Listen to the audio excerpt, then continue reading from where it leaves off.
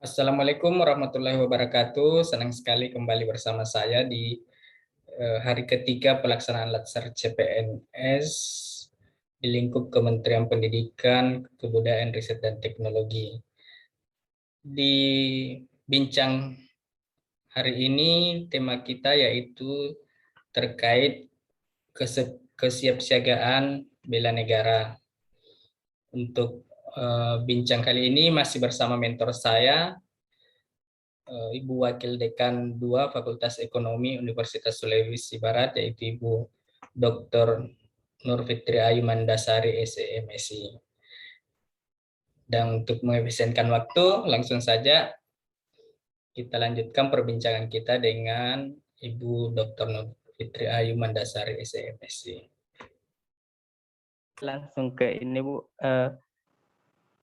terkait materi latsar saya untuk hari ini yaitu terkait kesiapsiagaan bela negara.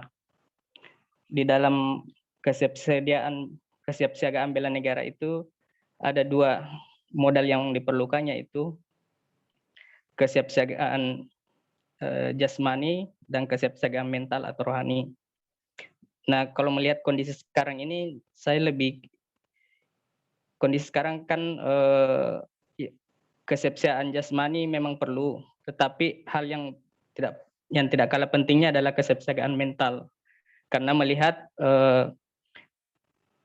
perubahan-perubahan lingkungan strategis yang ada di masyarakat saat ini.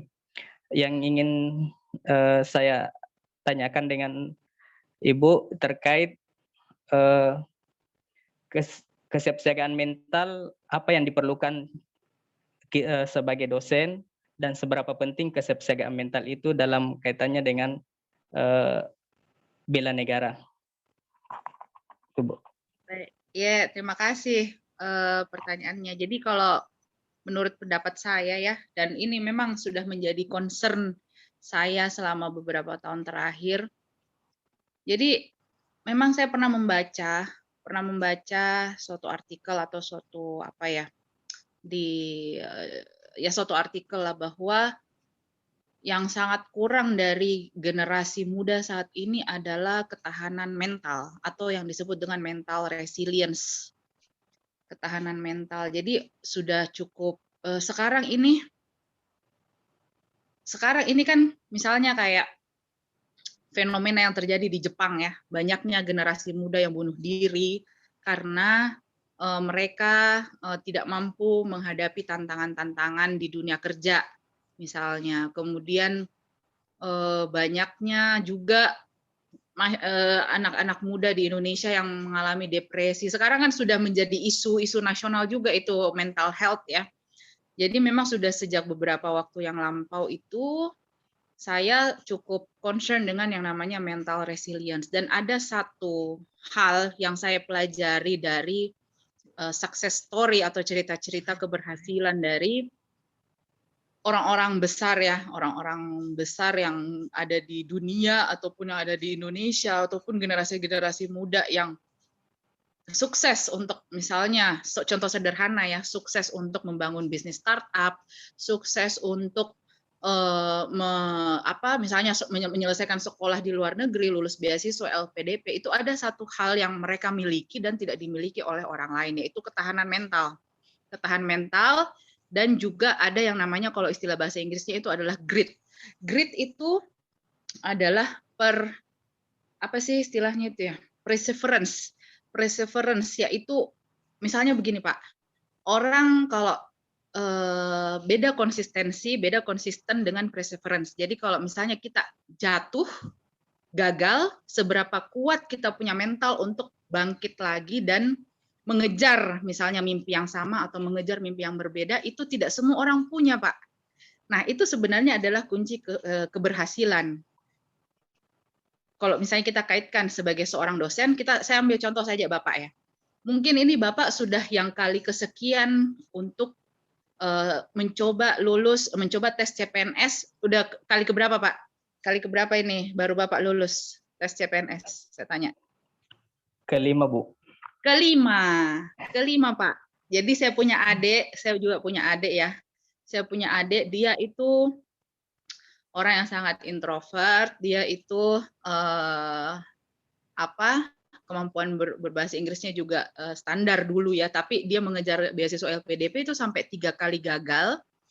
Tapi karena dia punya mental resilience atau ketahanan mental untuk terus mengejar dia punya mimpi, dia punya cita-cita dan keinginan, sehingga dia akhirnya mendapatkan beasiswa dari kerajaan Belanda, malah lebih bergengsi lagi dari LPDP. Nah, Bapak pada saat gagal pertama kali, mental resilience-nya, ketahanan mentalnya Bapak itu yang membuat Bapak mencoba lagi untuk yang kedua kali. Mental resilience-nya Bapak yang pada saat gagal kedua, mental resilience-nya atau ketahanan mentalnya Bapak yang membuat Bapak mencoba untuk yang ketiga kali. Jadi itu sebenarnya. Bapak sebenarnya sudah memiliki kualitas sebagai seorang dosen dengan ketahanan mental itu. Jadi saya tidak terlalu khawatir tentang konsep bela negara ataupun cinta tanah air kalau Kak Galip ini, karena kalau kita sangkut pautkan dengan mental tadi, Bapak sudah punya sebenarnya. Jadi itulah keterkaitannya. Pada saat nanti kita bergelut sebagai seorang dosen, apalagi di Sulawesi Barat ini, Pak, kita kan daerahnya cukup penuh tantangan ya. Kita daerah rawan gempa, input mahasiswa kita juga bukan ya agak-agak tentu tidak sama dengan di daerah yang lebih berkembang lainnya. Ketahanan mental lah yang akan membuat kita terus bertahan untuk bisa terus memberikan kontribusi yang terbaik dalam melaksanakan Tridharma perguruan tinggi. Dan insya Allah suatu saat akan berbayar, akan berbuah manis itu semua.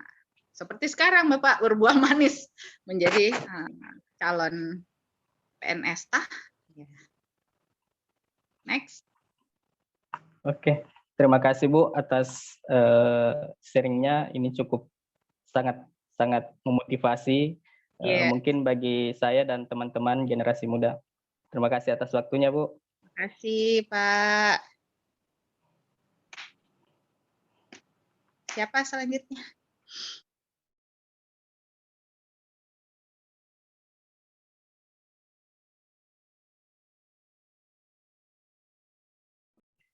Baik, demikian tadi perbincangan kita dengan Bu Wadik II Fakultas Ekonomi Universitas Sulawesi Barat, Ibu Dr. Nur Fikri Ayu Mandasari, SEMSI, cukup mencerahkan dan cukup memotivasi sebagai generasi muda ya. Ternyata dari penjelasan beliau bahwa mental health ini memang sangat diperlukan untuk kesiapsiagaan bela negara. Karena banyak di negara-negara, bukan hanya di negara kita, tetapi di negara-negara berkembang pun mengalami permasalahan terkait dengan mental health ini atau kesehatan mental.